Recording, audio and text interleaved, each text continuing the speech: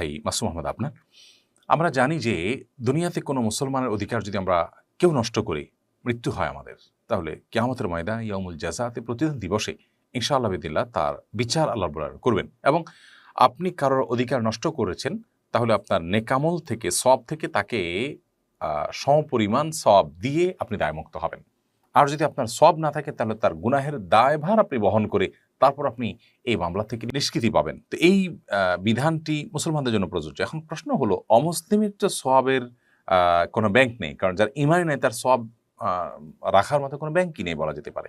তাহলে সেক্ষেত্রে অমুসলিমের অধিকার নষ্ট করে মারা গেলে তার বিহিত কিভাবে হবে? এর উত্তর হলো যে অমুসলিম তো মানুষ, যদি প্রাণীও হয় আর কোনো প্রাণীর অধিকার নষ্ট করে তাহলে তার বিচার পর্যন্ত আল্লাহ রাব্বুল আলামিন করবেন। আমরা জানি কিয়ামতের দিন প্রাণীদেরকে আল্লাহ তাআলা কোনো বিষয়ে জিজ্ঞাসাবাদ করবেন না।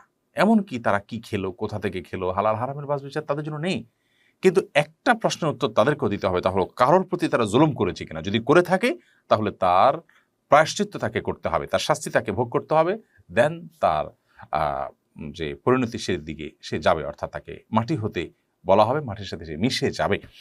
তাহলে প্রাণীদেরকে পর্যন্ত পারস্পরিক অধিকার নষ্ট করার জন্য বিচার মুখোমুখি করা হবে। সেখানে অমুসলিমের প্রতি আপনি অন্যায় করবেন, সে তো মানুষ, তার কোনো বিহিত হবে না, তা তো হতে পারে না, অবশ্যই বিচার হবে। এখন প্রশ্ন হলো কিভাবে হবে?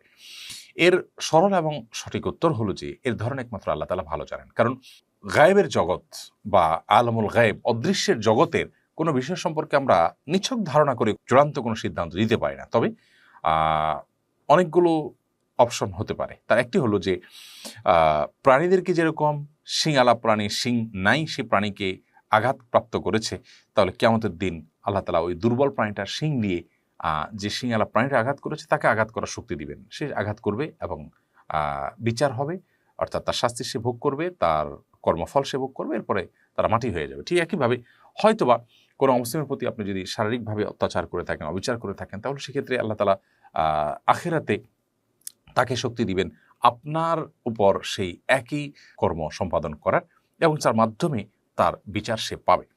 আবার হতে পারে যে তার যে গুনাহ, তার যে পাপ, এই পাপের বোঝা আপনার জুলুমের অনুপাত হারে আপনার উপরে বর্তানো হবে এবং সেটার সাজা আপনি ভোগ করতে থাকবেন। আর তার যে পাপের বোঝা সেখান থেকে কিছুটা হলেও কমলো, জাস্ট এটুকু। কিন্তু সে যদি বেঈমান হয়ে মারা যেয়ে থাকে তাহলে অন্তর্মুখী জাহান্নাম থাকবে, সেটি ভিন্ন বিষয়। তাহলে অমুসলিমদের প্রতি জুলুম করলেও তার বিচার হবে, তার ধরন কি হবে সেটা একমাত্র প্রকৃত অবস্থা একমাত্র আল্লাহ তাআলা ভালো জানেন, কিন্তু বিচার অবশ্যই হবে।